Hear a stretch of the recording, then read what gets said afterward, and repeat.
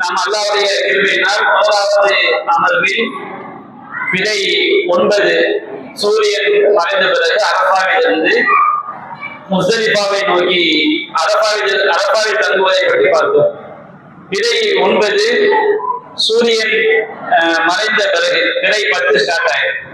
விடை 10 இரவுல நம்ம அரபாவில் இருந்து ஹாஜிகள் முஸ்தலிஃபாவை நோக்கி என்ன செய்வாங்க, அவங்க கிளம்பி செல்வாங்க.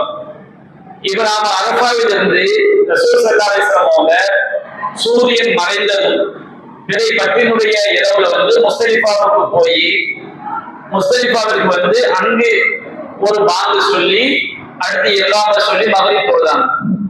அடுத்து மகரிப் ஸலாம் கொடுத்த பிறகு இன்னொரு இகாம சொல்லி இஷா தொழுகை என்ன செஞ்சாங்க, நிறைவேற்றினாங்க. மகரிப் நேரத்தில் ரசூல் ஸல்லல்லாஹு அலைஹி வஸல்லம் மகரிப்பை இஷாவை சேர்த்து விட்டாங்க. இப்ப இந்த முஸ்தலிஃபா இருக்கு பாருங்க, அரபாவிலிருந்து நீங்க கிளம்பி இஷாவுடைய கடைசி நேரத்துக்குள்ள முஸ்தலிஃபாவுக்கு வந்துட முடியும்னு சொன்னாங்கன்னா நீங்க முஸ்தலிஃபாவை என்ன செஞ்சீங்க, மகரிப் இஷா தொழுகலாம். இஷாவுடைய கடைசி நேரம் என்ன, நபிகள் நாயகம் ஸல்லல்லாஹு அலைஹி வஸல்லம் சொல்றாங்க, இஷாவுடைய கடைசி நேரம் நடு இரவின் பாதி வரை. நடு இரவின் பாதினா ஒரு 11:30 மணி, அதிகபட்சம் 11:30 மணி வரைக்கும் இஷாவுடைய கடைசி நேரம். இப்ப சிலர் என்ன செய்யறாங்கன்னா என்ன விளக்கிறாங்கன்னா, ரசூல் ஸல்லல்லாஹு அலைஹி வஸல்லம் அரபாவிலிருந்து கிளம்பி முஸ்தலிஃபாவுக்கு வந்துதான் மகரிப் இஷா தொழுதுறாங்க. அதனால முஸ்தலிஃபாவுக்கு நைட்டு 1 மணிக்கு வந்தாங்க, ஒரு 2 மணிக்கு வந்தாங்க, அப்போ மகரிப் இஷா தொழுதா போதும் அப்படின்னு புரியுறாங்க. அது கிடையாது. தொழுகை என்பது இன்னும் சலாத்த காண தரும் மோமின கிதாப மௌகூத. தொழுகை என்பது மோமின்களுக்கு நேரம் குறிக்கப்பட்ட கடமை.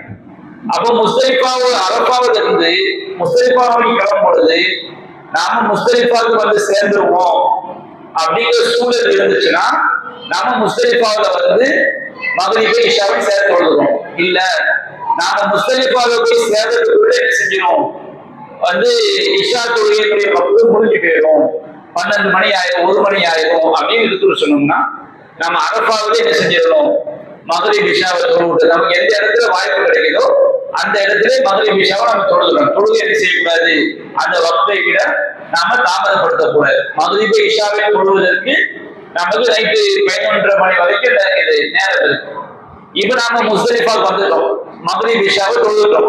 தொழுத பிறகு ரசூல் ஸல்லல்லாஹு அலைஹி வஸல்லம் ஃபஜ்ர் வரைக்கும் எதுவும் என்ன செய்யவில்லை, தொழவில்லை. நன்றாக என்ன செஞ்சாங்க, ரசூலுல்லாஹ் தூங்கினாங்க. ஏன்னா 10ஆம் நாள் நமக்கு நிறைய வணக்கங்கள் என்ன செய்யுது இருக்குது. இப்ப முஸ்தலிஃபாவில் ரசூல் ஸல்லல்லாஹு அலைஹி வஸல்லம் ஊர்ல இருந்தாலும் பயணத்துல இருந்தாலும் வித்ர் தொழுகையை விட்டதில்லை அப்படிங்கிற ஹதீஸ் அடிப்படையில முஸ்தலிஃபாவில் நாம வித்ர் தொழுதாலும் என்ன கிடையாது, குற்றம் கிடையாது. இப்ப நம்ம முஸ்தலிஃபாவில் தங்கி இருக்கும் போது ஃபஜ்ர் நேரமானதும் சுபஹ் தொழுகை ஃபஜ்ருடைய ஆரம்ப நேரத்திலே நிறைவேற்றிருக்காங்க. சொல்லலாம் ஃபஜ்ருடைய ஆரம்ப நேரம்னா என்ன, இப்ப நமக்கு 4:55 பாங்க வச்சுக்கிறீங்க, பாங்க சொன்ன உடனே ஃபஜ்ரை தொழுதுவாங்க. இப்ப பொதுவா நமக்கு நார்மலான நேரங்கள்ல ஃபஜ்ர் பாங்குல இருந்து ஒரு 20 நிமிஷம் 25 நிமிஷம் கழிச்சுதான் இகாம சொல்றோம். ஃபஜ்ர் பாங்குல இருந்து சூரியன் உதிக்கிறதுக்கு நம்ம நாட்டுல 1.25 மணி நேரம். ஃபஜ்ர் பாங்குல இருந்து இப்ப நமக்கு 5 மணிக்கு பாங்கு வைத்துக் கொண்டால் சூரிய உதய நேரத்தை பாத்தீங்கன்னா ஒரு 6:15 6:10 அந்த மாதிரி நேரங்கள் 1.25 மணி நேரம் கொஞ்சம் முன்ன பின்ன இருக்கலாம். அப்ப நமக்கு முஸ்தலிஃபாவுக்கு தங்கும்போது ஃபஜ்ர் தொழுகை முடித்த பிறகு சில இபாதத்துகள் என்ன செய்யுது இருக்கு. குர்ஆன்ல அல்லாஹ் சொல்றான், ஃபைதா அஃபல்தும் மின் அரஃபாத்தின், நீங்க அரஃபாவிலிருந்து புறப்பட்டு விட்டார்.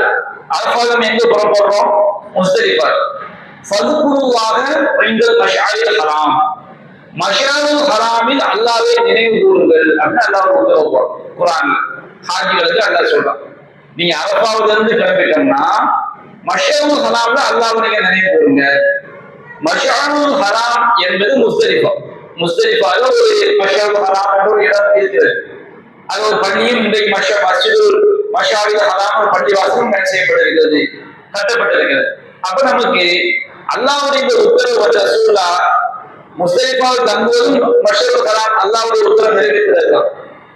சுபஹ் தொழுகை முடிந்த பிறகு மஷ்அருல் ஹராம்ல சில வணக்கங்களை செஞ்சிருக்கிறாங்க. என்ன வணக்கம் செஞ்சிருக்காங்க, சுபஹ் தொழுகை பாங்கு சொன்ன உடனேயே சுண்ண தொழுது அல்லது சுண்ண தொழாம நம்ம பருவ வேகமாக நிறைவேற்றி விட்டு மஷருல் ஹராம்ங்கிற இடத்தை அடைஞ்சு இப்ப நம்ம அந்த இடத்துக்கு எல்லாருமே அந்த இடத்துக்கு 30 லட்சம் ஆட்களும் அந்த இடத்துக்கு போக முடியாது.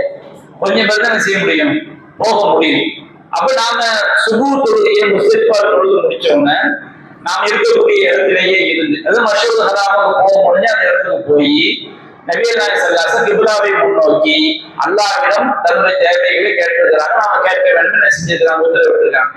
அப்ப நம்ம சுபு தொழுகையை சீக்கிரமா முடிச்சுட்டு அதிகாலை நேரம் நல்ல வெளுக்கிற வரையும், ஏன்னா சூரியன் உதிப்பதற்கு முன்பாக நாம மக்கா மினாவை நோக்கி வரணும். அப்ப அதிகாலை நேரம் சூரியன் உதிக்கிறதுக்கு முன்னாடி முதல் விடிஞ்சு வரும் பொழுதே நம்ம துவா செய்யறது இருக்குது. நல்ல துவா செய்து விட்டு சுடு தொழுது விட்டு கிப்லாவை முன்னோக்கி மஷருல் ஹராம்ல துவா செஞ்சுட்டு சூரியன் உதிக்கிறதுக்கு முன்னாடி நல்ல விடிஞ்சு வரும் பொழுது நம்ம தக்பீர்னா அல்லாஹ் அக்பர் அந்த திக்ரை நாம செய்யணும். தஹ்மீத்னா அல்ஹம்துலில்லாஹ்ங்கிற திக்ரை நாம செய்யணும். நம்பர்லாம் கிடையாது, நமக்கு முடிஞ்ச அளவுக்கு நம்ம செஞ்சுக்கலாம். தஹ்லீல்னா லா இலாஹ இல்லல்லாஹ், லா இலாஹ இல்லல்லாஹ் எதுல சொல்ல முடியுமோ அதை சொல்லிக்கணும். தௌஹீத்னா லா இலாஹ இல்லல்லாஹு வஹ்தஹு லா ஷரீக லஹு லஹுல் முல்கு வ லஹுல் ஹம்து வ ஹுவ அலா குல்லி ஷைஇன் கதீர்.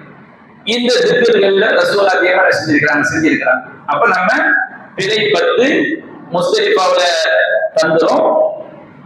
ஃபஜ்ர் வக்து வந்த உடனே உடனடியாக ஃபஜ்ரை தொழுது விட்டு கிப்லாவை முன்னோக்கி நம்முடைய எல்லா தேவைகளையும் அல்லாஹ்வை கேட்கிறது.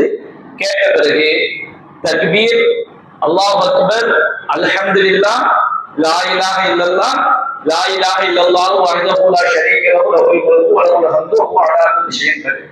இந்த 4 திக்ர்களையும் நம்ம சூரியன் உதிக்கிறதுக்கு முன்னாடி எந்த அளவு சொல்லணுமோ அந்த அளவுக்கு நம்ம சொல்லிக்கணும். இப்ப அல்லாஹ் ரப்பல் ஆலமீன் மஷருல் ஹராம்ல நீங்க இதை செய்யுங்க சொல்லியிருக்கான். நபிகள் நாயகம் ஸல்லல்லாஹு அலைஹி வஸல்லம் அந்த குர்ஆன் ஆயத்து விளக்கமா நடந்தவங்க நபிகள் நாயகம் சொல்லியிருக்கான் முஸ்தலிஃபா முழுவதுமே தங்க மாட்டாங்க. அப்ப நம்ம முஸ்தலிஃபா தங்கி இருக்கும் போதும் நாம இந்த திக்ர் துஆக்களை செய்யணும்.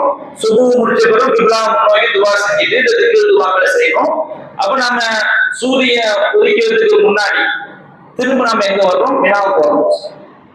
பிறை 10 முஸ்தலிஃபாவுல சுபு தொழுது விட்டு நம்ம என்ன செய்யறோம், மினாவுக்கு நோக்கி வரும். சூரியன் உதிக்கிறதுக்கு முன்னாடியே என்ன செஞ்சிடணும், முஸ்தலிஃபால கிளம்பிடும். இதுல பிறை 10ல செய்ய வேண்டிய வணக்கங்கள் அது உங்களுக்கு சொல்ல ஞாபகம் வச்சுக்கோங்க. பிறை 10ல பெரிய ஜம்ராவுல மட்டும் கல்லறிவது, பெரிய ஜம்ராவுல மட்டும் கல்லறிவது ஃபர்ஸ்ட். ரெண்டாவது குர்பானி கொடுக்கிறது. குர்பானியை பத்தி நாம கவலைப்பட வேண்டியதில்லை. நம்ம நீங்க ஹஜ்ஜுக்காண்டி பணம் கட்டும் போது குர்பானி பேக்கேஜ் உங்களுக்கு என்ன செஞ்சிருவாங்க, காசை எடுத்துருவாங்க. அது கரெக்டா உங்க சார்பா அறுத்துருவாங்க. நம்மளும் போய் அறுக்கலாம். ஆனா ரொம்ப அனுபவம் பெற்றவங்க நேரடியாவே அறுக்க முடியும். இதெல்லாம் நமக்கு மெசேஜ் வந்துடும், நம்ம ஆட்டை அறுத்தவங்க ஆடை என்ன செஞ்சாச்சு அறுத்தாச்சுன்னு மெசேஜ் வந்துடும். ஆனால் நம்முடைய மார்க்கத்துல நம்ம ஊர்ல குர்பானி கொடுக்குறோம்ல, ஊர்ல குர்பானி கொடுக்குறவங்க சுள்ளச்சி பிறை 1ல இருந்து குர்பானி கொடுத்து முடிகிற வரைக்கும் நகை முடிய என்ன செய்யக்கூடாது, களையக்கூடாது. இது எங்க உள்ளவங்களுக்கு, ஊர்ல உள்ளவங்களுக்கு. ஆனா ஹஜ்ஜில துள்ளச்சி பிறை 10 வந்துட்டாலே குர்பானி கொடுத்தாலும் கொடுக்காட்டாலும் ஹாஜி என்ன செஞ்சுக்கலாம், நகை முடிய கலந்துக்கலாம். குர்பானி கொடுத்த பிறகு நகை முடிய கழிவு சிறந்தது. ஆனா குர்பானி கொடுப்பதற்கு ஹாஜிகள் ஹஜ்ஜில குர்பானி கொடுப்பதற்கு அல்லாஹ் 4 நாள் கொடுத்துருக்கான். அங்க உங்க சார்பா குர்பானி நிறைவேற்றிட்டா நீங்க கொடுத்த உங்க மொபைல் நம்பருக்கு மெசேஜ் வந்துடும். உங்க மெசேஜ் அன்னைக்கே வந்தாலும் சரி, அதுக்கு அடுத்த நாள் வந்தாலும் சரினா பிறை 10, பிறை 11, பிறை 12, பிறை 13 இந்த 4 நாட்களில் குர்பானி நிறைவேற்றுவதற்குரிய நாள். மேக்சிமம் உங்களுக்கு என்ன சொல்லிடுவாங்க, பிறை 10லயே குர்பானி கொடுத்தாச்சு மெசேஜ் வந்துடும். பிறை 11ல வந்தாலும் தப்பு கிடையாது. இப்ப நீங்க என்ன கவலைப்பட வேண்டியது இல்லை. ஆட்சிகளுக்கு என்ன சட்டம்னா பிறை 10ல நீங்க தலைமுடிய செஞ்சுக்கலாம், மழிச்சுக்கலாம். குர்பானி கொடுத்த பிறகு மழிப்பது சிறந்தது. ஆனா குர்பானி கொடுக்க லேட்டாச்சு அதை கவனிக்க வேண்டியது இல்லை. அதற்கு முன்னாடி என்ன செஞ்சுக்கலாம், தலைமுடிய மழிச்சுக்கலாம். அப்ப பிறை 10ல செய்ய வேண்டிய வணக்கங்கள் பெரிய ஜம்ராவில் கல்லறிவது. குர்பானி அது உங்க சார்பா நிறைவேற்றப்படும்.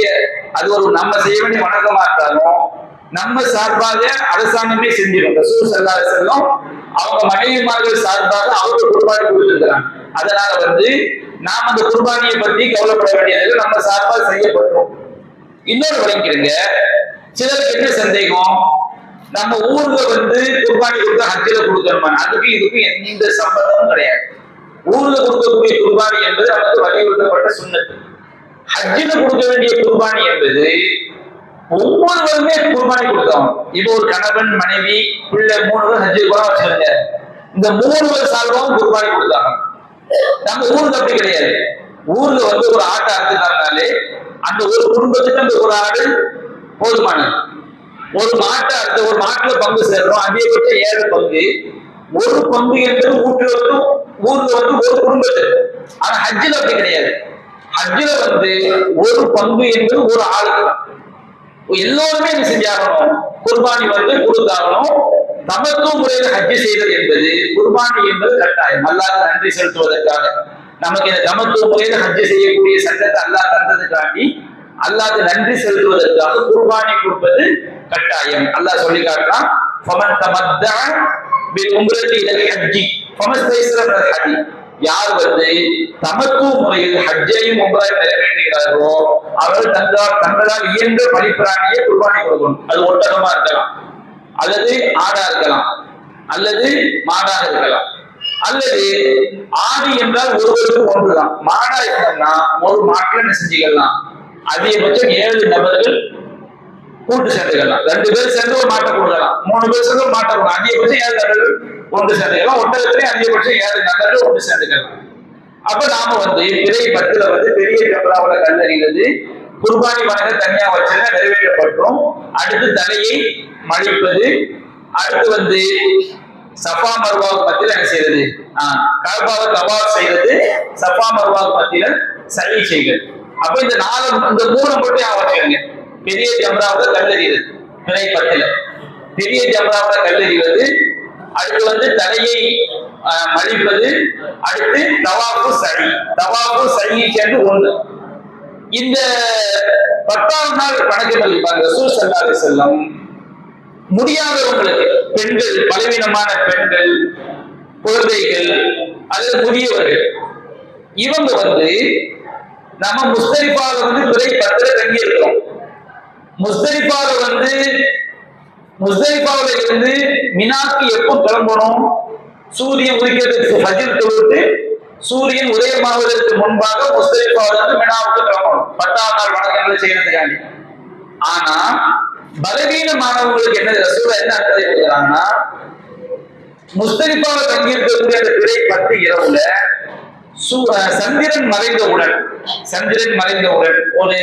ஒரு மணி 2 மணி அதுதான் நேரத்துல மறைந்து வச்சுக்கிட்டு, சந்திரன் மறைந்தவுடன் ரசூல் ஸல்லல்லாஹு அலைஹி வஸல்லம் பெண்கள், குழந்தைகள், முதியவர்கள், சின்ன பிள்ளைகளை கூட்டு போயிருந்தா அவங்க எல்லாம் நள்ளிரவுலேயே மினாக்கு என்ன செஞ்சிடலாம், கல்லெறிஞ்சிடலாம். ஏன் சொன்னோம்னா 10ஆம் நாள் கூட்டத்தை குறைக்கிறதுக்காண்டி. இப்ப உங்களுக்கு என்ன பிரச்சனை ஏற்படும், இப்ப நீங்க ஒரு பஸ்ல இருக்குன்னு வச்சுக்கீங்க, ஒரு பஸ்ல 60 பேர் என்ன செய்வாங்க இருப்பாங்க. 60 பேர் இருக்கும்போது பெண்கள் இருப்பாங்க, முதியவர், எல்லாருமே திரகாத்திரமான ஆட்களா இருக்க மாட்டாங்க. முதியவர்கள் இருப்பாங்க, பெண்கள் இருப்பாங்க, திரகாத்திரமான ஆட்கள் இருப்பாங்க. ஒரு பஸ்ல 60 பேர் இருக்கும்போது அந்த பெண்கள், முதியவர்கள் மிட் நைட்லயே எரிஞ்சு அவங்களுக்கு ஈஸியா இருக்கிறதுக்காண்டி அந்த பஸ்ஸை கிளப்பும் போது அந்த பஸ்ல உள்ள திரகாத்திரமான உங்களை சேர்த்தா கிளப்புவாங்க. இறக்கி விட்டான்னு செய்ய முடியாது, போக முடியாது. அப்ப அப்படி வரும்போது என்ன விஷயம், ரசூல் ஸல்லல்லாஹு அலைஹி வஸல்லம் பலவீனமான மக்களுக்கு தானே இரவுல போய் எதிர்த்து அனுமதி கொடுத்தாங்க. நாங்க திரகாத்திரமான ஆளா இருக்கிறோம், எங்களுக்கு என்ன சட்டம் கேட்டோம்னா, நபிகள் நாயகம் ஸல்லல்லாஹு அலைஹி வஸல்லம் அவங்க அந்த அனுமதியை கொடுத்ததே பெண்கள், முதியவர்களாக முடியாதவர்களாக பகல் எல்லாரும் கூட்டமா போய் அந்த கூட்டத்தை செய்ய முடியாது, முறையா அந்த வணக்கத்தை செய்ய முடியாது, கஷ்டமாயிடும். ஆனால் இன்றைய காலகட்டத்துல யாருக்கு அந்த நேரத்துல எரிய வாய்ப்பு கிடைக்குதோ அவங்கள தவிர மற்ற எல்லோருமே நிர்பந்தத்துல இருக்கிறாங்க. ஏன்னா 30 லட்சம் மக்கள், 32 லட்சம் மக்கள்.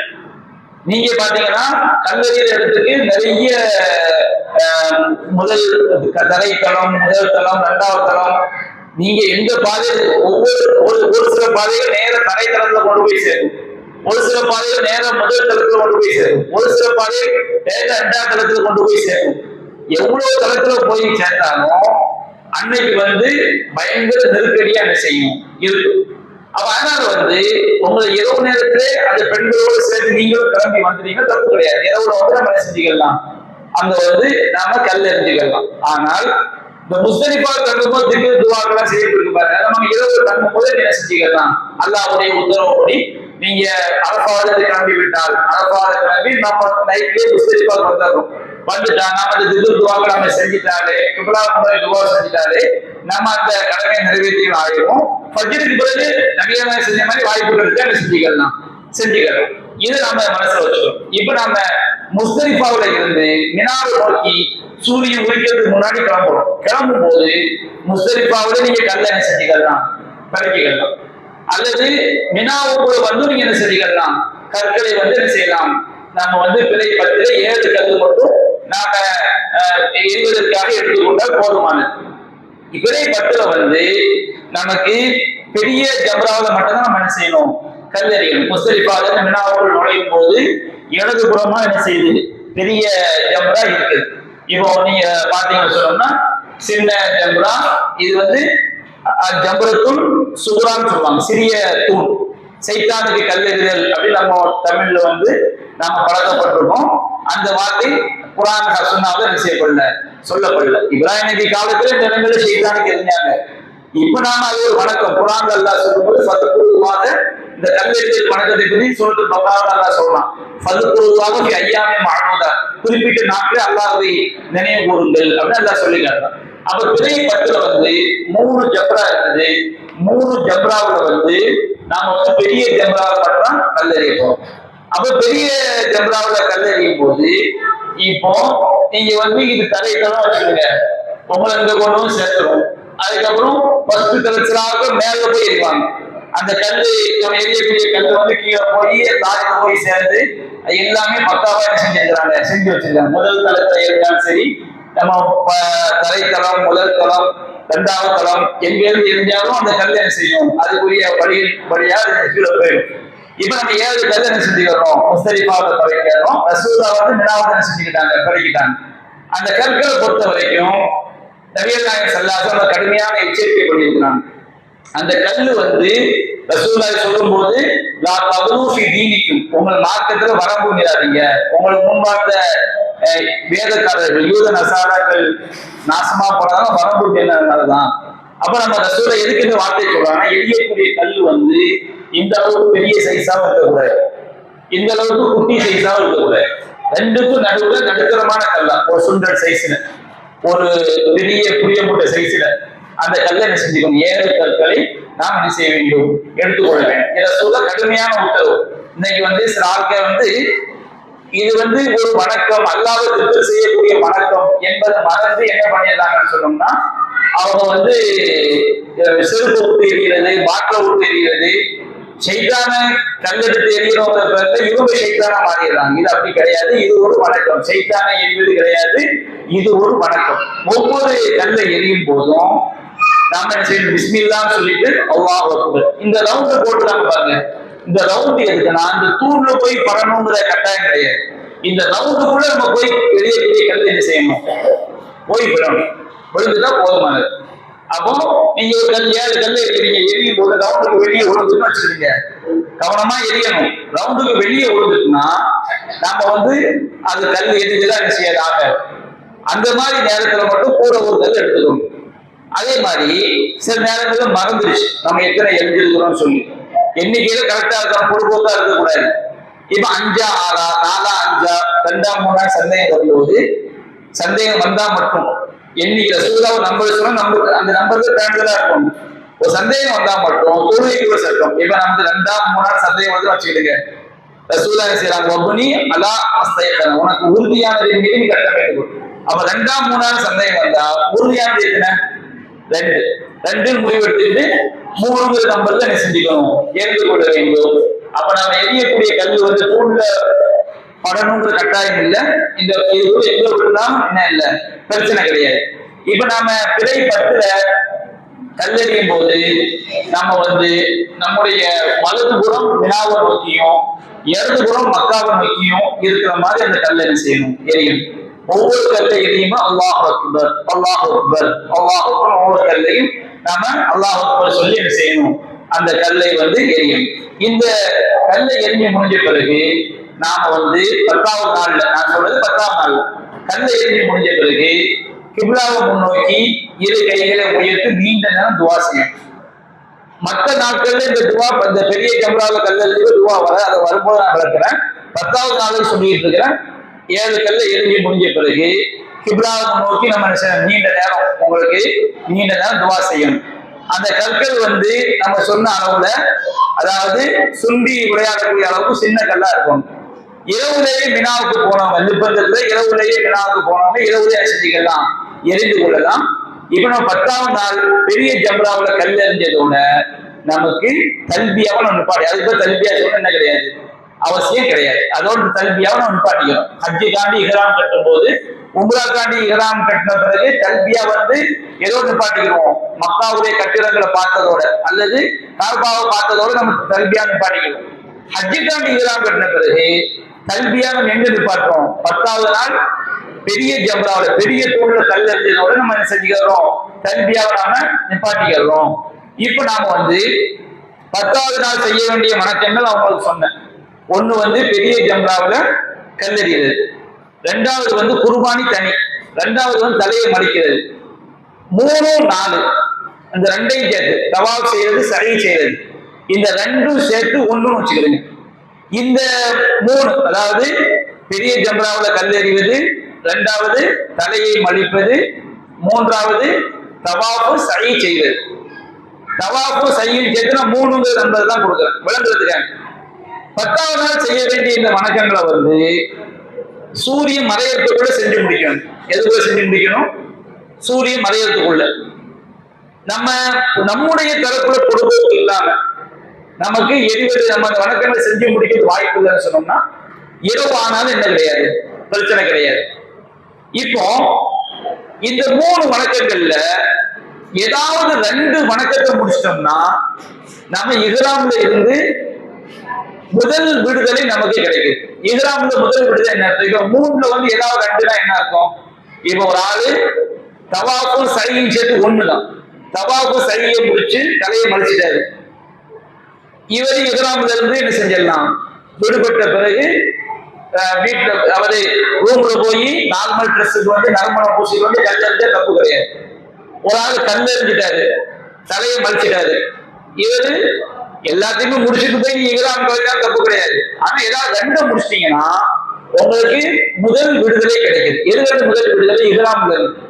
அப்ப இஹ்ராம்ல இருக்கும் போது தடுக்கப்பட்ட காரியங்கள்ல தாம்பத்தியம் தவிர மற்ற எல்லாமே நமக்கு அனுமதியாயிருக்கு. ஏதாவது 2 முடிச்சிட்டா, 1 தலையை, அதாவது கல்லெறிவது, தலையை மடிக்கிறது, தவாஃபு சை செய்வது, தவாஃபு சை 1. அப்போ அது 1ன்னு வச்சுக்கிட்டு இந்த 3 ஏதாவது 2 முடிச்சிட்டா போதும். 2 நாம முடிச்சிட்டோம்னா முதல் விடுதலை கிடைச்சது. முதல் விடுதலைனா என்ன, இஹ்ராமின் போது தடுக்கப்பட்ட காரியங்கள்ல தாம்பத்தியை தவிர மற்ற எல்லாமே நமக்கு அனுமதியாயிருக்கு. நம்ம 2 முடிச்சுட்டு என்ன செய்யணும், நீங்க ட்ரெஸ்ஸை மாத்திட்டு அதுபோல் நீங்க தவாப் செஞ்சுக்கலாம். குர்பானி ஒரு ஆள் செய்யறாரு, கல்லெறிஞ்சு தலையை மடிச்சிட்டாரு, ரூமுக்கு போய் நல்லா குளிச்சுட்டு நறுமணம் பூசிட்டு நார்மல் ட்ரெஸ்ஸுக்கு தவாப் செஞ்சா உங்களுக்கு என்ன கிடையாது, தப்பு கிடையாது. சரி, இது 1. இப்போ 3ஐயும் முடித்து விட்டார். எந்த 3, கல்லெறிவது, தலையை மடிக்கிறது, தவாப் செய்வது, இந்த 3ஐயும் முடிச்சிட்டோம்னா முழு விடுதலை. அதுக்கு பிறகு நம்ம இஹ்ராம்ல இருந்துகிட்டு இஹ்ராம் இல்லாம மற்ற வணக்கங்களை செஞ்சுக்கலாம்.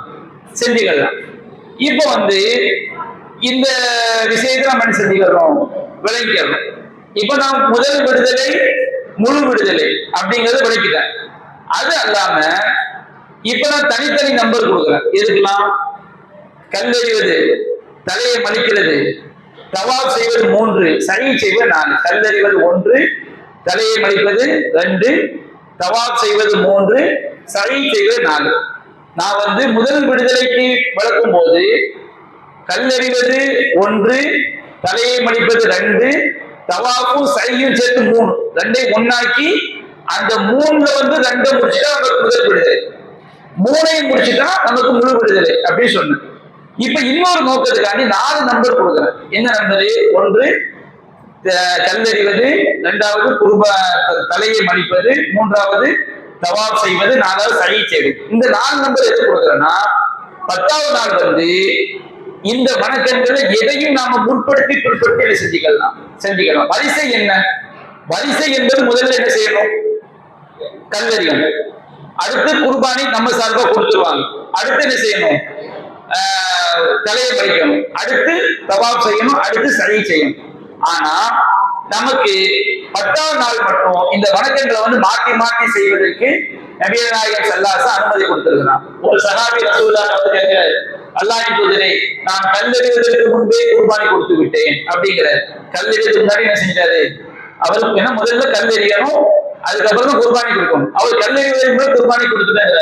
அப்ப நபிகள் நாயகம் சொல்றாங்க, பரவாயில்ல, ஓகே அப்படிங்கிறாங்க. அடுத்த 3வது வருவார், நான் குர்பானி கொடுப்பதற்கு முன்பே தலைமுறையை மடித்து விட்டேன் அப்படிங்கிறார். நபிகள் நாயகம் சொல்றாங்க, பரவாயில்ல, குர்பானி கொடுக்க மெசேஜ் நமக்கு வந்தாலும் சரி வராட்டாலும் சரி, குர்பானி கொடுத்த பிறகு தலைமுறையை படிச்சா ஓகே. குர்பானி மெசேஜ் உங்களுக்கு வரல, அதுக்கு முன்னாடி தலைமுறையை படிச்சுட்டீங்க, அது குற்றமே கிடையாது. அதே மாதிரி ஒரு ஆள் வர்றாரு, நான் கல்லெறிவதற்கு முன்பே தவாஃபு சியாரா செய்து விட்டேன். தவாஃபு சியாரா 10ஆம் நாள் செய்யக்கூடிய தவாஃப், 10ஆம் நாள் ஹஜ்ஜில் நம்ம உம்ராவில் செய்யக்கூடிய தவாஃபு தவாஃபுல் குதூம், 10ஆம் நாள் செய்யக்கூடிய தவாஃபு தவாஃபு சியாரா. அப்போ ஒரு ஆள் வர்றாரு, அல்லாஹ் என்கிறார், நான் கல்லெறிவதற்கு முன்னாடியே தவாஃபு சியாரா செய்து விட்டேங்கிறார். அப்ப நபிகள் நாயகம் சொல்றாங்க, குற்றம் இல்லை, மாற்றி செஞ்ச தப்பு கிடையாது. ஒரு ஆள் வர்றாரு, நான் மாலை நேரம் வந்த பின் தான் கல்லெறிந்தேன். இந்த வணக்கங்களை எல்லாம் எப்ப செய்யணும்? மகரிப்புக்கு முன்னாடி செய்யணும். அவருக்கு என்ன ஆயிடுச்சு? மகரிப்புக்கு பிறகுதான் அவர் செய்யறாரு. அப்புறம் ரசூலுல்லாஹ் சொல்றாங்க, குற்றம் இல்லை, அன்றைய தினம் பிற்படுத்தி செய்ய வேண்டிய சில கிரியைகள் முற்படுத்தி செய்யப்பட்டு விட்டதாகவும் முற்படுத்தி செய்ய வேண்டிய சில கிரியைகளை பிற்படுத்தி செய்யப்பட்டு விட்டதாகவும் ரசூலுல்லாஹ்விடம் கேட்கப்பட்ட போதெல்லாம் பரவாயில்லை, பரவாயில்லை, பரவாயில்லை, குற்றம் இல்லை, குற்றம் இல்லை. இது மார்க்க நமக்கு வழங்கிய சலுகை. அப்ப நம்ம வரிசை முறையை தெரிஞ்சுக்கணும். அதை மாற்றி மாறி செஞ்சாலும் தப்பு கிடையாது. இப்போ சை செஞ்சு தவாப் செஞ்சாலும் சரி, அதை தவாப் செஞ்சுட்டு தலையை மடிச்சுட்டு சை செஞ்சாலும் எப்படி மாற்றி மாற்றி செஞ்சாலும் என்ன கிடையாது, தப்பு கிடையாது. நமக்கு எப்படி வாய்ப்பு இருக்குது அப்படின்னு செஞ்சுக்கணும், நாம செய்து கொள்ள வேண்டும். இப்போ வந்து 10ஆம் நாள் வந்து வரிசை முறையில் நான் சொல்றேன். ஜம்ரத்துல் அக்கபாவுல கல்லெறிஞ்சதும் ஆடு மாடு ஒட்டதுக்கு குர்பானி கொடுக்கணும். பின்னர் தலைமுறையை கத்தரிக்கணும். ஆண்கள் வந்து தலையை மடிப்பது சிறந்தது. 10ஆம் நாள் தலையை மடிக்கிறது நமக்கு என்னது சிறந்தது. ரசூலுல்லாஹ் தலையை மடிக்கிறவங்க 3 தடவை துவா செஞ்சிருக்கிறாங்க. பெண்கள் நாம சொன்ன மாதிரி அவங்க என்ன செய்யறாங்க, தலைமுடியில நுனி போதிய எல்லா முடியையும் இந்த அளவுக்கு என்ன செஞ்சா போதும், கட் பண்ணா போதுமானது. 10ஆம் நாள் காலையில வந்து கல்லெறிதல், தலைமுறையை கத்தரித்தல் ஆகிய வணக்கங்களை செய்துவிட்டால் இதெல்லாம் இதிலிருந்து ஓரளவு விடுபடுகிறார். நான் தான் உங்களுக்கு வளர்க்கிறேன். அதை 3 நம்பரா வச்சுக்கிறேங்க. கல்லெறிவது, தலைமுடியை மடிப்பது, தவாப் சை. இது வந்து கல்லெறிவது 1, தலைமுடியை மடிப்பது 2, தவாப் சை 3. இதை 3ஆ வச்சுக்கிட்டு ஏதாவது 2 செஞ்சிட்டோம்னா நாம இஹ்ராம்ல இருந்து பாதி விடுபட்டோம். பாதி விடுபட்டது அர்த்தம் வந்து கணவன் மனைவியா சேர்ந்தவர்களுக்கு தாம்பத்தியத்தை தவிர மற்ற எல்லாமே என்ன செஞ்சது, அனுமதிக்கப்பட்டது. இஹ்ராமி கட்டியது அவருக்கு விளக்கப்பட்டிருந்த நறுமணம், தைக்கப்பட்ட ஆடைகள் போன்றவற்றை அவர் பயன்படுத்திக் கொள்ளலாம். மனைவியோடு தாம்பத்தியம் மட்டும் தடுக்கப்பட்டது. அதே போன்று எல்லா வணக்கங்களையும் செஞ்சிட்டோம்னா அவர் முழு விடுதலை.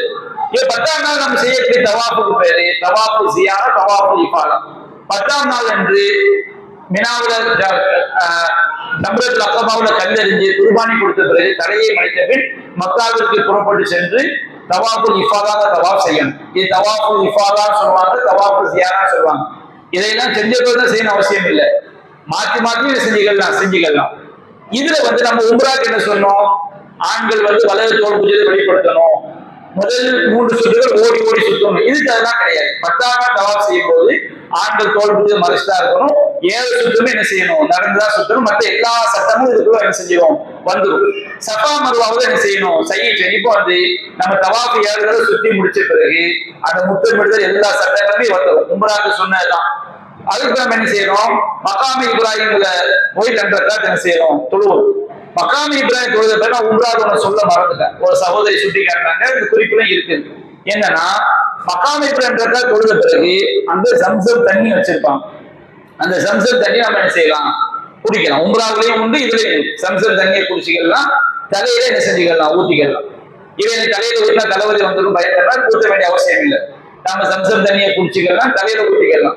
சம்சம் தண்ணியை நின்றுதான் குடிக்கணும் அப்படின்னு சொல்லுவாங்க. ரசூல்லா நின்று குடித்தார்கள். அந்த ஏரியா நிர்பந்தம். உங்களுக்கு உட்கார்ந்து குடிக்கணும், உட்கார்ந்து தான் குடிக்கணும்.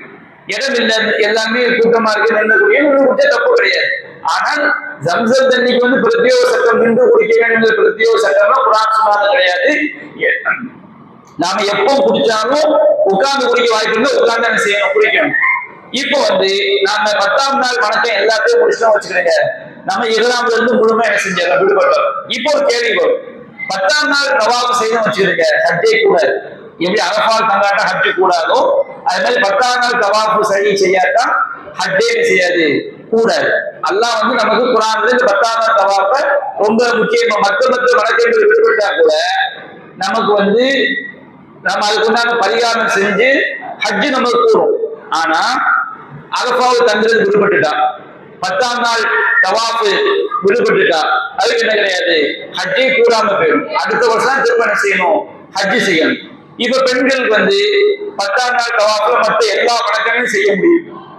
கல்லறிய முடியும், தலைமுடியை கத்தரிக்க முடியும், சை செய்ய முடியும். உம்ராவுல நாம தவாஃபை முடிச்சுட்டு தான் சை செய்யும். ஆனா 10ஆம் நாள் அப்படி கிடையாது. நீங்க சை கூட செஞ்சுக்கலாம். ஆனா தவாஃப் செய்யணும், காபாக்குள்ள வந்தாகும்.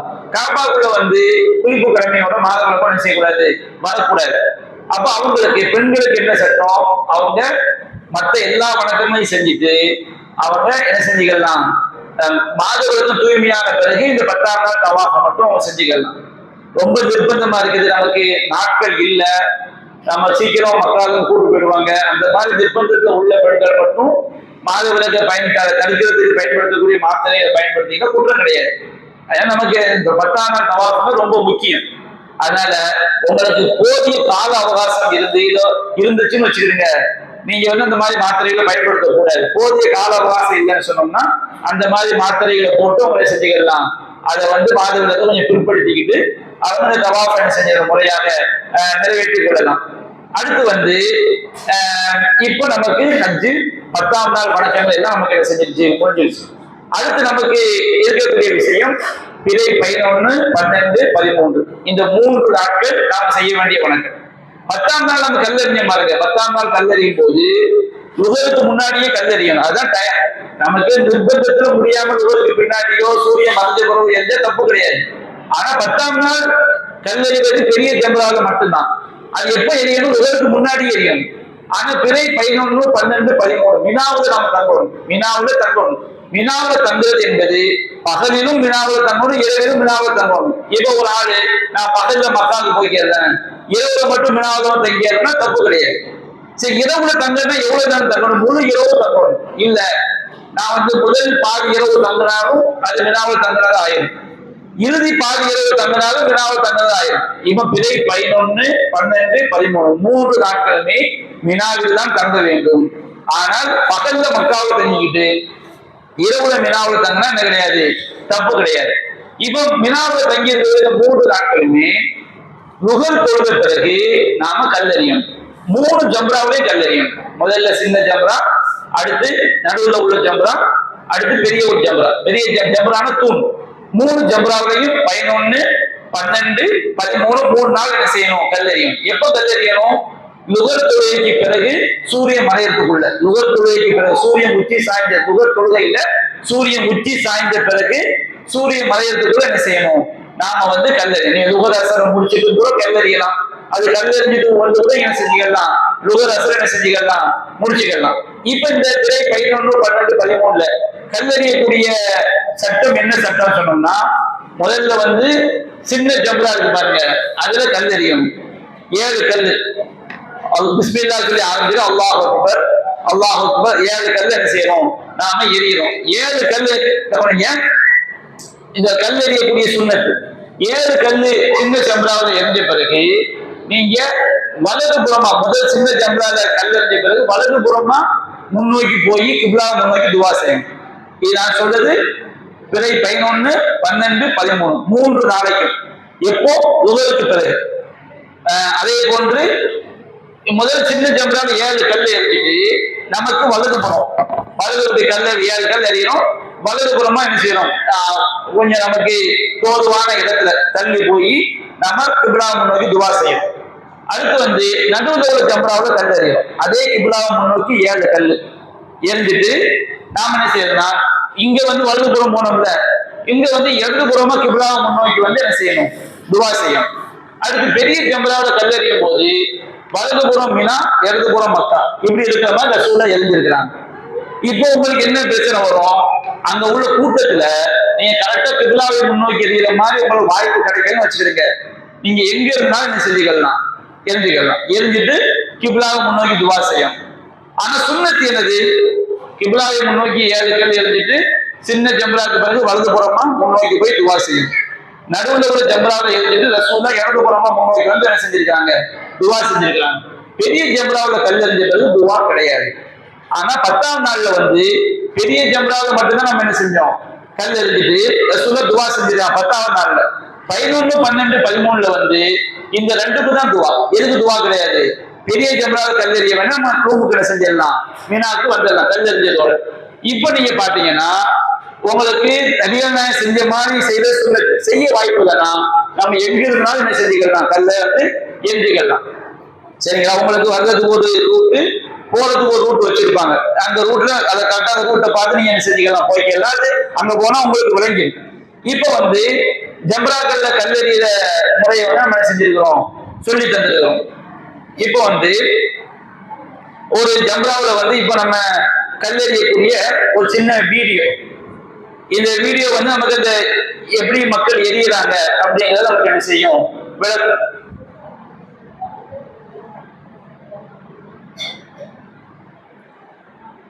பாருங்க, இவன் நமக்கு ஜம்ராவை நோக்கி போறோம். இது வந்து சின்ன ஜம்ரா. முதல்ல சின்ன ஜம்ராவில் வந்து கிப்லாவை முன்னோக்கி நம்ம எரியணும். எரிய வாய்ப்பு இல்லாத எங்க இருந்தா நீ செஞ்சுக்கலாம், எரிஞ்சுக்கலாம். கிப்லாவை முன்னோக்கி எரிஞ்சிட்டு வலதுபுறமா வந்து துவா செய்யணும். இப்ப அவங்க வந்து என்ன செய்யறாங்கன்னா, அடுத்து நடுவுல உள்ள ஜம்ராவை என்ன செய்யறாங்க, கல் எறியறாங்க. அந்த இடத்துக்குள்ள நமக்கு கல் எரிஞ்சா போதும். நடுவுல உள்ள ஜம்ராவை 7 கல் என்ன செய்வாங்க, ஹாஜிகள் வந்து எரிவாங்க. அடுத்து நடுவுல உள்ள ஜம்ராவை 7 கல் எரிஞ்ச பிறகு அடுத்து வந்து பெரிய ஜம்ராவை என்ன செய்வாங்க, 7 கல் என்ன செய்வாங்க, எரிவாங்க. அப்ப சின்ன ஜம்ரா, நடுவுல உள்ள ஜம்ரா, பெரிய ஜம்ரா, இந்த 3லையும் 7 கல் அவங்க எரிஞ்ச பிறகு அவங்க என்ன செய்வாங்க, அவங்க மினாவுல உள்ள தங்க டெண்ட நோக்கி என்ன செய்வாங்க, கிளம்புவாங்க. உங்களுக்கு இவ்வளவு கூட்டத்துல வந்து நபிகள் நாயகம் எந்த சுண்ணத்துல இருந்தாங்களோ அந்த மாதிரி சுண்ணத்துல எரிய வாய்ப்பு இல்லாத எங்க இருந்தாலும் செஞ்சுக்கலாம், எரிஞ்சு கொள்ளலாம். இது வந்து நடுவில் உள்ள ஜம்ரா நினைக்கிறேன், ஜம்ரத்துல் உஸ்தா, நடுவு ஜம்ராவை என்ன செய்யறாங்க, 7 கல் அல்லாஹ் அக்பர் சொல்லி என்ன செய்வாங்க, எரிவாங்க. அடுத்து வந்து ஜம்ரத்துல் குப்ராங்கிற பெரிய ஜம்ராவை என்ன செய்வாங்க, எரிவாங்க. உங்களுக்கு புலோர் வசதி தான் என்ன செஞ்சிருக்கிறாங்க, தரைத்தளம், முதல் தளம், எல்லா தளமும் அங்க இருக்குது. அந்த கூட்டம் எல்லாரும் செய்யற மாதிரி வசதி என்ன செஞ்சிருக்கிறாங்க, அவங்க பண்ணி வச்சிருக்கிறாங்க. அது அந்த தூணுக்குரிய அடையாளம் தான். இப்ராஹிம் நபி அந்த இடத்துல இறஞ்சாங்க, அந்த ஜம்ரா தூண் வந்து பெரிய சுவர் மாதிரி செஞ்சிருக்கிறாங்க. அந்த தூண்ல பட்டாலும் சரி, அந்த இடத்துக்குள்ள விழுந்தாலும் சரி, நமக்கு அது எனக்கு போதுமானது. அப்ப நம்ம ரூமை நோக்கி என்ன செஞ்சிடறோம், அவன் நோக்கி என்ன செஞ்சிடறோம், கிளம்பிடுறோம்.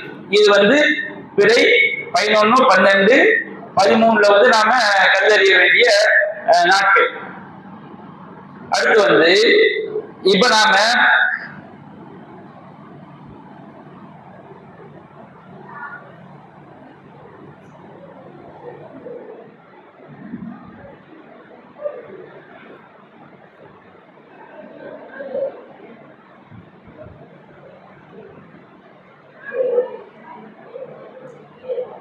பிறை 13, 12 இப்போ நம்ம வந்து அல்லாஹ் ரப்பல் ஆலமீன் குர்ஆன்ல சொல்லி காட்டுறான், உதுகுருல்லாஹ ஃபி அய்யாமின் மஅதூதாத், குறிப்பிட்ட நாட்களில் அல்லாஹ்வை நினைவு கூறுங்கள். ஜம்ராவுல கல்லெறிய வேண்டிய 3 நாள், 11, 12, 13.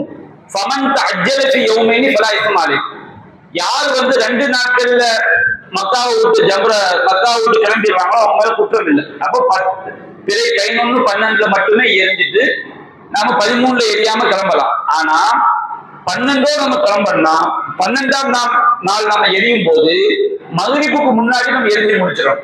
12ஆவது கல்லெறியல மகரிப்புக்கு முன்னாடி எரிஞ்சு முடிச்சிட்டோம்னா நாம விரும்பினா 2 நாள்லயே நம்ம என்ன செஞ்சுக்கலாம், கிளம்பி நம்ம ஊருக்கு வந்துக்கலாம்.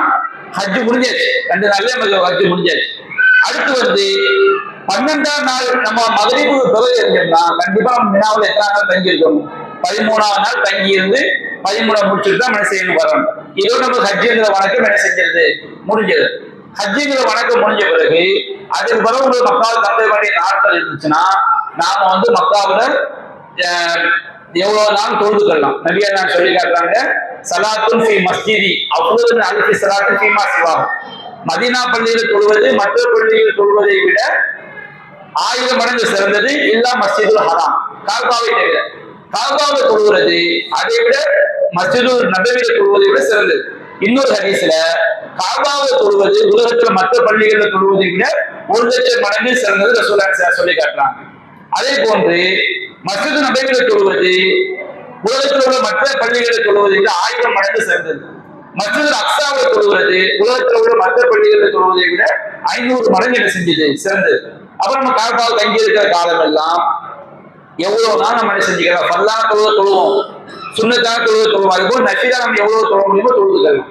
அதே மாதிரி தவாஃப் நம்ம வந்து எவ்வளவு சுத்த முடியுமோ சுத்திக்கலாம். 7 தடவை சுத்தணும், மகாமே தான் என்றார். திரும்ப 7 தடவை சுத்தணும், மகாமே என்றார். உபரியான தவாஃப் நம்ம எவ்வளவு செய்ய முடியுமோ செஞ்சுக்கலாம். ஆனா நம்ம அரசாங்கத்தை என்ன செய்யக்கூடாது? ஏமாற்றக்கூடாது. என்ன செய்வாங்கன்னா ஹாஜிகள் வந்து தவாஃபை முடிக்கிறது ஹஜ்ஜுடைய காலத்துல மட்டும் இஹ்ராமுடைய ட்ரெஸ்ல வர்றவங்களை மட்டும் தான் என்ன செய்வாங்க?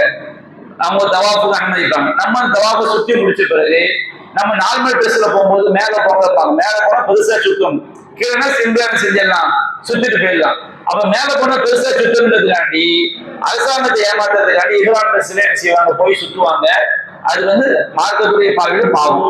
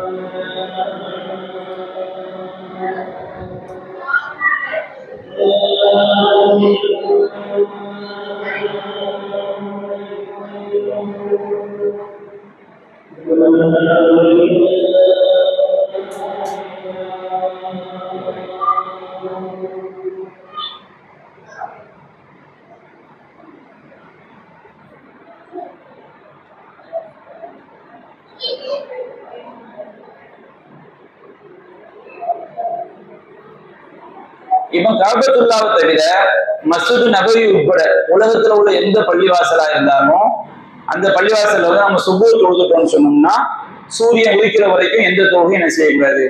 தொழக்கூடாது. சில இடங்கள் சில ஹதீஸ்கள் சுபூர் தொழாட்டா சுபூர் பிறகு தொழுதுக்கலாம். ஆனா பொதுவாக வந்து ஒருவர் வந்து சுபூர் சொன்னதோடு சுபூர் தொழுதுட்டாங்கன்னா சூரியன் உதிக்கிற வரைக்கும் எந்த தொழுகையும் தொழக்கூடாது. அசர் தொழுதுட்டோம்னா சூரியன் மறைகிற வரைக்கும் எந்த தொழுகையும் என்ன செய்யக்கூடாது? தொழக்கூடாது. சூரியன் உச்சி வந்துட்டுனா உச்சி சாயிற வரைக்கும் எந்த தொழுகையும் தொழக்கூடாது. ஆனா இந்த தடை எங்க கிடையாது? காபாவில கிடையாது. காபாவில வந்து எந்த நேரத்துல நம்ம என்ன செஞ்சுக்கலாம்? நஃபிலான தொழுகைகள் தொழுதுக்கலாம். மற்ற பள்ளிக்கு தான் இந்த தடை உண்டே தவிர காபா கிடையாது. நபிகள்லாம் சொல்லி காட்டுறாங்க, திருமதி நசாயில பதிவு செய்யப்பட்டது, யாபனி அப்து மனாஃப். நபிகள்லாம் காலத்துல பள்ளிவாசல் காபாவை நிர்வாகம் பண்ணக்கூடிய கூட்டம் அப்து மனாஃப் கூட்டத்தினரே தம்னவு ஆஹதன் தாஃப பிஹாதல் பைத்தி வஸல்லா. ஐயத்த சாட்டு ஷாரின் இரவிலோ பகலிலோ தான் விரும்பிய எந்த நேரத்தில் தவாப் செய்வதற்கும் எந்த நேரத்தில் தொழுவதற்கும் நீங்க யாரையும் தடுக்காதீங்க. காபாவில வந்து இரவானது பகலான எந்த நேரத்தும் என்ன செஞ்சுக்கலாம், காபால போய் தொழுதுக்கலாம். அந்த தடை செய்யப்பட்ட நேரமே கிடையாது. நஃபிலா தொழுது, நஃபிலான தொழுகைகள் வந்து காபால எப்பனாலும் தொழுதுக்கலாம், எப்பனாலும் நம்ம என்ன செஞ்சுக்கலாம், தவாப் செஞ்சுக்கலாம். இப்ப நம்ம மக்காவை விட்டு கடைசியா வெளியே போறோம், ஹஜ்ஜை முடிச்சிட்டோம், மக்காவை விட்டு நம்ம வெளியே போறோம் சொன்னோம்னா கடைசியா நம்ம எல்லா பர்ச்சேஸ் பண்ண வேண்டியது இருந்தா எல்லா பெட்டி கிட்டி எல்லாத்தையுமே கெட்டி வச்சுட்டு என்ன செய்வோம்னு சொன்னோம்னா ஒரு தவாப் செய்யும். அந்த தவாஃபுக்கு பேரு தவாஃபுல் விதா, விடைபெறக்கூடிய தவாஃப். இந்த தவாஃப் வந்து அந்த நேரத்துல பெண்களுக்கு மாதவிலக்கா இருந்தா அவங்க செய்ய வேண்டியது இல்லை, மற்ற எல்லாரும் கண்டிப்பா செஞ்சாங்க. இந்த தவாஃபுல் விதான என்ன, நம்ம கடையிலாங்க ஒரு மாதிரி ஊர்கள் நல்ல நமக்கு அறிமுகம் இருக்கும். வெளிநாட்டுக்கு போகும்போது என்ன செய்வாங்க, கார்லாம் வந்துடும், பெட்டி கிட்டி எல்லாத்தையும் கார்ல தூக்கி வச்சிருவாங்க. திடீர்னு வெளிநாட்டுக்கு போற ஆள் மட்டும் தோட்டத்துல நிற்பார். என்ன கேட்டா அவர் மனைவி என்ன செய்வார், அழுது அப்படின்னு பேசிட்டு போயிட்டு வரேன்னு சொல்லிட்டு அப்படி வர்ற. இது உதாரணத்துக்கு விளங்குறதுக்காக. அப்ப எல்லாம் பெட்டி கிட்டி ஏற்றி வச்சோட கடைசியா அவருடைய மனைவிட்ட பேசிட்டு அல்லது தாய்கிட்ட பேசிட்டு கிளம்புறாங்க. அந்த மாதிரி இல்ல, ஒரு விளங்குறதுக்காண்டி நம்ம எல்லாத்தையும் கெட்டி வச்சுட்டு கடைசி நம்ம இன்னும் மக்காவது இல்ல, மக்காவுக்கு கிளம்ப போறோம் அப்படிங்கிறதுக்காண்டி நம்ம என்ன செய்வோம், காபால போய் 7 தவாஃப் 7 சுற்றிட்டு மக்காவை 2 ரக்காத் கிளம்பிட்டு அதோட நம்ம மக்காவது என்ன செஞ்சிருக்கோம், விடைபெற்று வந்தோம். நபியா சொல்லி காட்டுறாங்க, உங்களுடைய கடைசி தொடர்பு அல்லாஹ்வுடைய பள்ளிவாசலோடு இருக்கட்டும். சில ஆளுக்கு என்ன செய்வாங்கன்னா, நீங்க அந்த ஹாஜிகளை பார்க்கலாம், பேக்கை தான் எடுத்து மாட்டிக்கிட்டு 7 தடவை சுத்திட்டு மக்காவை 2 ரக்காத் தொழுவிட்டு காபா பார்த்துக்கிட்டே பின்னணிக்கு வருவாங்க. இப்படி ஹதீஸ் கிடையாது. அவங்க என்ன செய்யறாங்கன்னா, காபாவை பார்த்துக்கிட்டே எவ்வளவு தூரம் பின்னணிக்கே வர முடியுமோ அவ்வளவுதான் பின்னணிக்கே வந்து என்ன செய்வாங்க, திரும்பி போவாங்க. அது வந்து அப்படி செய்யணுங்கிறதும் கிடையாது, அப்படி செய்யல சொல்லல. ஆனா அவங்க இந்த ஹதீஸ வந்து அப்படி விளங்கிக்கிறாங்க. அப்ப நம்ம செய்ய வேண்டியது இல்லை.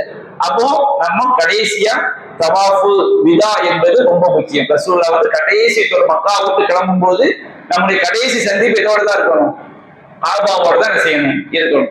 அதாவது துவா செஞ்சுக்கலாம், எல்லாம் திரும்ப இந்த ஆலயத்துக்கு வரக்கூடிய பாக்கியத்தை கொடு அப்படியே நம்ம என்ன செஞ்சுக்கலாம், பொதுவா துவா செஞ்சுக்கலாம். அப்ப இந்த தவாஃபுல் விதா செஞ்சதோட நம்ம என்ன செய்யறோம், மக்கா விட்டு வெளியே வர்றோம். ஹஜ்ஜுடைய பயணத்துல மதீனா செல்லுதல் என்பது கிடையாது. ஆனா மதீனாவுக்கு சென்ற தப்பான்னு கேட்ட தப்பு கிடையாது. எதுக்காக மதீனாவுக்கு போறோம், நபியா நாயகம் சொல்லியிருக்கேன்,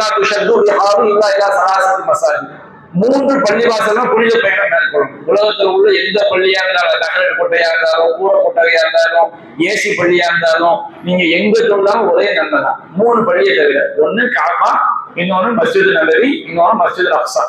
இந்த காபாவை தொழுவது 1,00,000 மடங்கு நன்மை, மஸ்ஜித் நபவி தொழுவது மற்ற பள்ளிகளை விட 1000 மடங்கு நன்மை, அக்ஸாவை தொழுவது 500 மடங்கு நன்மை. இந்த நன்மைக்காக நம்ம எங்க போறோம், மதீனா பள்ளிக்கு போறோம்.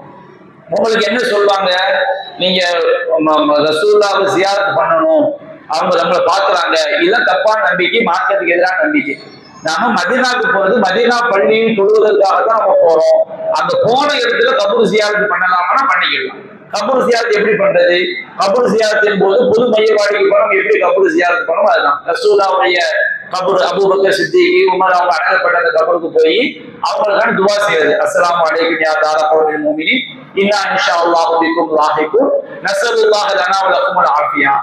கபூர் வாசிகள் உங்கள் மீது அல்லாஹ்வுடைய சாந்தி உண்டாகட்டும், அல்லாஹ் நாடினால் நாங்கள் விரைவில் உங்களை சந்திக்க இருக்கிறோம், உங்களுக்கு எங்களுக்கு அல்லாஹ் என்ன செய்யறோம், பாவ மன்னிப்பு தேடுறோம். நபியா நாயகம் அல்லாஹ்வுடைய தூதர், அல்லாஹ்வுடைய தூதரே மௌத்தாயிட்டாங்க.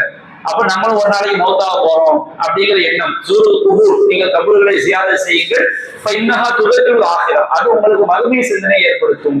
அக்ஸிரு திக்ர ஹாதிமில் வந்தார், இந்த உலகத்துடைய அந்த பற்றை, உலக பற்றை குறைக்கக்கூடிய மரணத்தை நினைவு கூறுங்க நபியா சொல்லியிருக்கிறாங்க. அந்த நோக்கத்துக்கு தான் நம்ம கபூர், அந்த ரசூலுல்லாஹ் கபூருக்கு போகணுமே தவிர அது மதீனா பள்ளிக்கு போவது ஒரு அம்சமோ, கபூர் ஜியாரத் என்பது ஹஜ்ஜினுடைய அம்சமோ கிடையாது.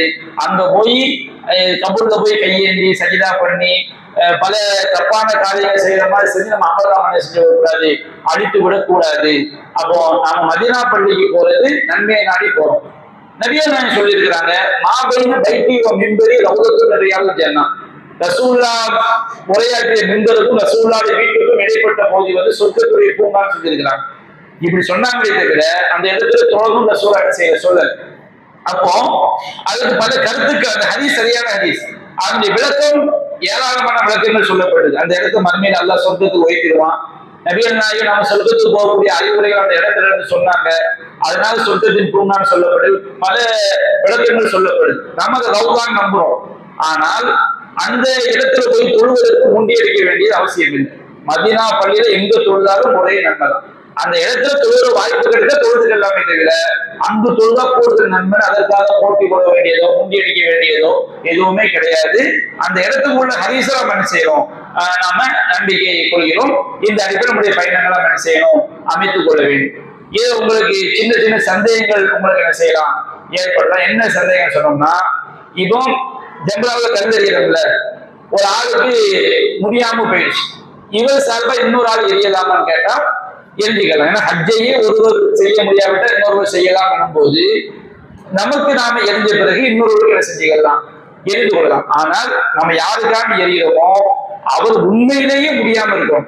அந்த குறிப்பிட்ட நாளில் குறிப்பிட்ட நேரத்துல அந்த வணக்கத்தை செய்ய முடியாதவராக ஒரு உண்மையில இருக்கும். சோம்பேறிக்காக எப்ப நீ எனக்காண்டி இப்படி இருந்துட்டு வந்துடு இப்படி சொன்னோம்னா அது ஹஜ்ஜுடைய நன்மை என்ன செஞ்சிடும், அழிச்சிடும். அந்த வணக்கம் என்ன செய்யக்கூடாது, ஏற்றுக்கொள்ளப்படாது. அப்போ உண்மையிலே ஒரு ஆளு அந்த கல்லறிய வேண்டிய நாள்ல நோய்வாய்ப்பட்டாரு, எரிய முடியல. அப்ப அவருக்காண்டி இன்னொரு எரியலாமா என்ன செஞ்சுக்கலாம், எரிஞ்சுக்கலாம். எப்படி எரியணும், முதல்ல இவர் 21 கல்ல 21 42 தனக்குரிய 7 கல்ல எரிஞ்சிட்டு திரும்ப அவங்களுக்காண்டி எரியணும் நீயத்துல என்ன செய்யணும், 7 கல்ல எரியும். அடுத்து 2வது, அடுத்து 3வது நம்ம சொன்ன மெத்தட்ல. இல்லைன்னு சொன்னோம்னா முதல்ல 3 ஜம்ராவும் தனக்காண்டி எரிஞ்சிட்டு அதுக்கு பிறகு திரும்ப என்ன செய்யலாம், அவருக்காண்டி எரியலாம். ஆனா உங்களுக்கு உள்ள நுழையிறதுக்கு ஒரு வழி, திரும்ப வர முடியாத அளவு தான் அமைச்சிருக்காங்கன்னு நினைக்கிறேன். உள்ள நுழைஞ்சிட்டோம்னா அப்படியே எரிஞ்சிட்டு வெளியே போற மாதிரி இருக்கு.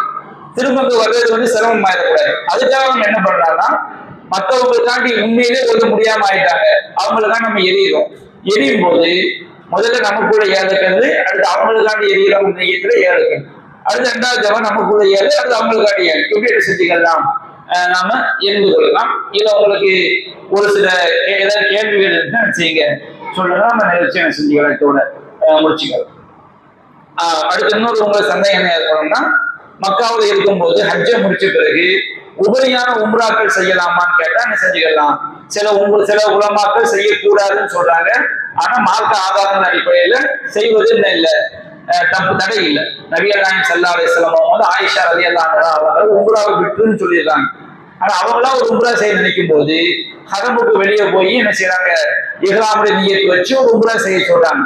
அப்ப அந்த மாதிரி நாம ஹஜ்ஜு முடிச்ச பிறகு, ஹஜ் எல்லாம் முடிச்ச பிறகு நீங்க ஹரமுக்கு வெளியே போய் இஹ்ராமுடைய நியத்து வச்சு உம்ரா செய்யறது என்ன செஞ்சுக்கலாம். அது மார்க்கத்துல அதற்கு தடை இல்லை. நம்ம என்ன செஞ்சுக்கலாம், உம்ராவை நிறைவேற்றிக் கொள்ளலாம். என்ன கேட்பாங்க, எனக்கு ஹஜ்ஜில முடிய மடிச்சுட்டேன், அப்ப நான் எப்படி முடிய மடிக்க, முடி இல்லாட்ட மடிக்க வேண்டிய அவசியம் இல்லை. இருந்தா என்ன செஞ்சுக்கணும், கொஞ்சம் மடிச்சதை மடிச்சுக்கணும். முடி இல்லைன்னு சொன்னோம்னா ஒரு ஆள் உண்மையிலே முடியே இல்லாத வழுக்க தலையா இருக்காரு வச்சுக்கிறீங்க, அவர் என்ன செய்ய முடியும், அவர் அந்த சுண்ணாவை நிறைவேற்ற முடியாது. அதனால அந்த வழக்கம் கூடாதுன்னு ஆக. அப்ப அதனால திரும்ப நீங்க உம்ரா செய்யும் போது அந்த உம்ராவுக்கு இஹ்ராமுடைய எல்லை ஹரமுக்கு வெளியே என்ன செய்யுது போய் எவ்வளவு தூரம் போறோமோ. நிறைய பேர் ஆயிஷா பள்ளிம்பாங்க. ஆயிஷா பள்ளிங்கிறது ஹரமுக்கு வெளியே என்ன செய்யுது இருக்குது. அரஃபாவும் ஹரமுக்கு வெளியே தான் இருக்கு. அப்ப ஹரம் புனித எல்லைக்கு வெளியே போய் இஹ்ராமுடைய நியத்தை வச்சு என்ன செஞ்சுக்கலாம், நாம உபரியான உம்ராக்க செய்ய விரும்பினால் 1ஓ 2ஓ என்ன செஞ்சுக்கலாம், நாம செய்து கொள்ளலாம். அடுத்து என்ன கேள்வி கேட்பாங்க, காபாவுடைய தொழுதா 1 லட்சம் மடங்கு இருக்கு பாத்தீங்களா, இது புனித எல்லைக்குள்ள காபா பள்ளியாசலுக்கு வெளியே தொழுதா அந்த 1 லட்சம் மடங்கு நன்மை கிடைக்கும், அசிசியாவுடைய தொழுதாலும் கிடைக்கும்னா சில உலமாக்கள் ஃபத்வா கொடுத்திருக்கிறாங்க. அது மார்க்க ஆதாரங்களுக்கு மாற்றமான தப்பு. அது அந்த ஃபத்வா சரி கிடையாது.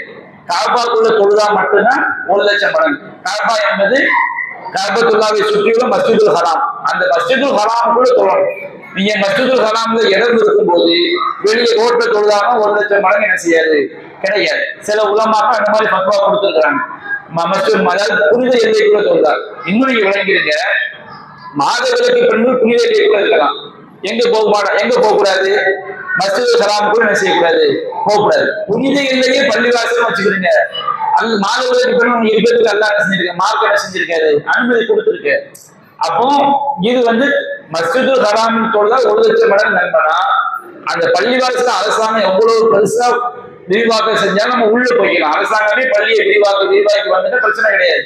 ஆனா பள்ளியுடைய எல்லை ஒன்று இருக்கும்போது அந்த இடத்துக்குள்ள தொழுதாக்க நமக்கு 1,00,000 மடங்கு கிடைக்குமே தவிர பள்ளிவாசலுக்கு வெளியே ரோட்லயோ பாதையிலேயோ தொழுதான். எப்ப நமக்கு ரோட்ல தொழுதா நன்மை கிடைக்கும்? பள்ளிவாசல் எல்லாம் நிரப்பி பள்ளிவாசலுக்குள்ள ஆள் இல்லை, அப்ப நம்ம ரோட்ல தொழுவோம், அந்த வரிசையிலேயே போய் அப்ப நமக்கு நன்மை கிடைக்கும். பள்ளிவாசலுக்குள்ள நிறைய இடம் கிடைக்கும் போது நம்ம ரோட்ல தொழுதா 1,00,000 மடங்கு கிடைக்குமா? என்ன செய்யாது, கிடைக்காது. பள்ளிவாசலுக்குள்ளதான் போய் என்ன செய்யணும், தொழணும். சில உலமாக்கள் நீங்க ரூம்ல உட்காந்து தொழுது 1,00,000 மடங்கு கிடைக்கிறாங்க, தப்பான ஒரு விஷயம். இக்காமத்தை வேணா ஒரு காமெண்டார் 8 வச்சிருக்கோம் சொல்லிருங்க. ஏதாவது கேள்வி இருந்தா ஒரு 8 வரைக்கும் நிகழ்ச்சி வந்து இக்காமத்துலனா கீழே இமாம் 8 இக்காமத். எது கேள்விகள் இருக்குங்களா?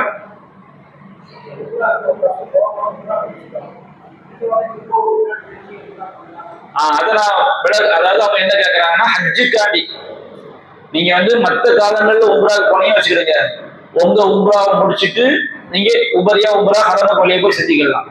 ஹஜ்ஜுக்காண்டி நீங்க போகும்போது உம்ராவை முடிச்சிட்டோம்னா அதுக்கடுத்து என்னதுதான் ஹஜ்ஜை முடிச்சப்போ நீங்க உபரியா என்ன செஞ்சுக்கலாம். அப்படி செய்யறாங்க. அது நபிகள் நாயகம் செஞ்சு காட்டிய முறைக்கு மாற்றமானது. ஏன்னா ரசூலுல்லாஹ் ஹஜ்ஜுக்காக உள்ள உம்ராவுக்கு ஹஜ்ஜுக்குள்ள எங்கே நுழைஞ்சிடறோம், மீகாத்துல இருந்து நம்ம ஹஜ்ஜுக்குள்ள நுழைஞ்சிட்டோம்.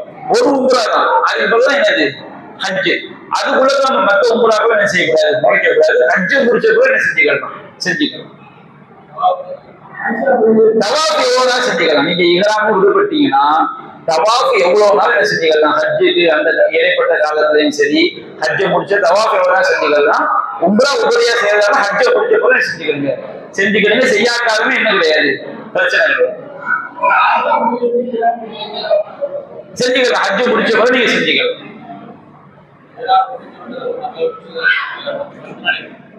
செஞ்சுக்கலாம். ஏன்னா இஹ்ராம்ல இருக்கும்போது நகை தர நீங்க உம்ரா காண்டி இஹ்ராம் கட்டிட்டீங்கன்னா அந்த இஹ்ராம்ல இருந்து எப்ப விடுபடுவீங்க, உம்ரா முடிச்சுட்டா இஹ்ராம் விடுபட்டுக்கிறீங்க. அப்போ எல்லாமே நமக்கு ஹலால் ஆயிடும். திரும்ப நம்ம இஹ்ராமுக்கு எப்பதான் நுழைய போறோம், பிறை 8ல. அதுக்கு பிறகு நம்ம இஹ்ராம் விடுபடுறது செய்யக்கூடாது. இடைப்பட்ட காலங்கள்ல எல்லாமே நமக்கு என்ன செஞ்சு பிறை 8 வரைக்கும் நமக்கு எல்லாமே நமக்கு அனுமதி. இஹ்ராமின் போது தடுக்கப்பட்ட எல்லாமே நமக்கு அனுமதி.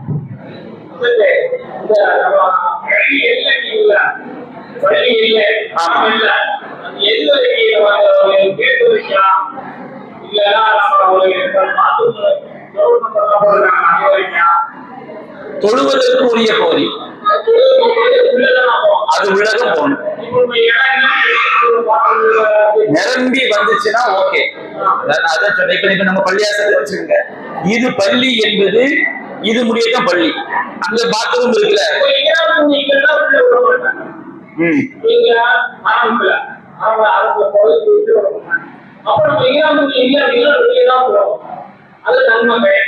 இல்ல பள்ளிவாசல் என்ப நீ காபாவை நினைச்சுக்கிட்டு கேக்குறீங்க. அது காபாவை சுற்றி உள்ள பெரிய எல்லாமே மஸ்ஜிதுல் ஹராம். இது காபா, அதை சுற்றி உள்ள பள்ளி எல்லாமே மஸ்ஜிதுல் ஹராம். அது உள்ளதோட தான் 1,00,000 மடங்கு நன்மை கிடைக்கும்.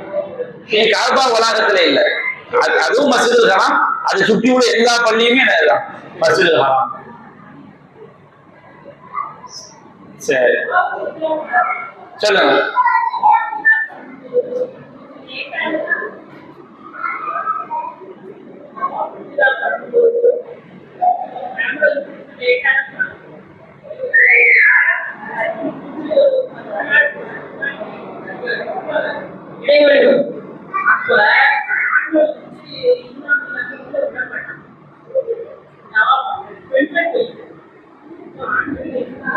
அதான் நான் சொன்னேன். அதாவது ஆண்கள் கீழே விட மாட்டாங்க, மேலே விட மாட்டாங்களோ அப்படிங்களா? அதாவது நான் அதை சொன்னேன். அல்லாஹ் குர்ஆன்ல சொல்றான், அத்தீஉல்லாஹ் வ அத்தீஉர் ரசூல் உலுல் அம்ரி மின்கும். அல்லாஹ் கட்டுப்படுங்க, அல்லாஹ்வுடைய தூதர் கட்டுப்படுங்க, ஆட்சியாளர் கட்டுப்படுங்க. அப்ப அவங்க ஏன் அந்த சிஸ்டத்தை கொண்டு வர்றாங்கன்னா, நம்மள மாதிரி 30 லட்சம் மக்கள் இருக்கிறாங்க, எல்லாருடைய ஹஜ்ஜும் என்ன செய்யணும், அவங்க கடமையை செஞ்சு முடிக்கணுங்கிறதுக்கான தான் குறிப்பிட்ட நாட்கள் அந்த தடை என்ன செஞ்சிருக்காங்க வச்சிருக்கிறாங்க. அதுக்கு நாம கட்டுப்படுறதுதான் நல்லது. நீங்க இஹ்ராம் ட்ரெஸ் கொடுத்துட்டு ஒரு ஆள் செய்யறாரு, அவருக்கு என்ன சட்டம்ன்றது எனக்கு தெரியாது, அது கூடுமா கூடாதாங்கிறது. ஆனால் அரசாங்கம் சொல்வதற்கு இஸ்லாமிய அரசாங்கத்தை கட்டுப்படணும் யாருடைய உத்தரவு? அல்லாஹ்வுடைய உத்தரவு. அப்ப அப்படி உத்தரவா இருக்கும் போது அவங்க எதுக்கு அந்த உத்தரவு? நியாயமான காரணத்துக்கு. இன்னமும் தாழ்வு நன்மையான விஷயங்களை கட்டுப்படணுங்கிறாங்க. நம்மள மாதிரி நிறைய பேர் வந்திருக்கிறாங்க. அந்த சிக்கல நம்ம இருந்தா நமக்கு அது சிரமமா இருக்குமா இல்லையா? அப்ப அந்த மக்களுடைய கடமைகள் முழுமையா முடியுங்கிறதுக்கான தடை. நாம அதை செஞ்சுட்டோம்னா நமக்கு அரசாங்கத்துடைய நியாயமான உத்தரவு கட்டுப்படுவது நல்லது. இஹ்ராம் ட்ரெஸ் கொடுத்துட்டு போய் நீங்க செஞ்சீங்கன்னா அதை பத்தி நான் ஒண்ணும் சொல்லல. அதை பத்தி நான் கூடும் கூடாது அப்படின்னு சொல்லி எனக்கு சஞ்சலமா இருக்குது.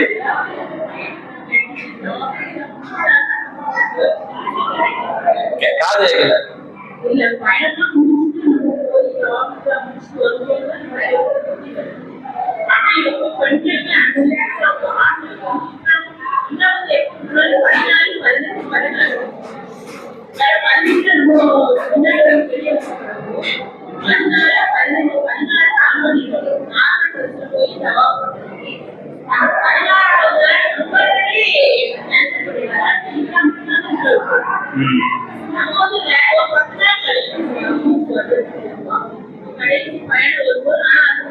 அதான் நீங்க தவாஃப் எந்த இடமும் செய்யலாம். அரசாங்கத்துடைய தடை என்று நம்முடைய மக்களுடைய நன்மைக்காண்டி அதை கட்டுப்படுவது நமக்கு சிறந்தது. பெண்களுக்கு பிரச்சனை, அவங்க அனுமதி கொடுக்குறாங்கன்னு சொல்லிட்டீங்க, அதனால பிரச்சனை. பெண்கள் கண்டுபிடிக்க முடியாதுல்ல. சரி சரி சரி, ஒவ்வொரு ஆளா கேளுங்க.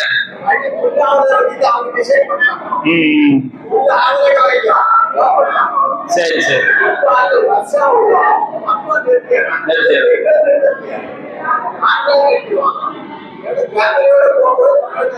சரி, ஓகே. இன்ஷா அல்லாஹ் எதுவும் தேவையான கேள்விகள் இருக்குங்களா?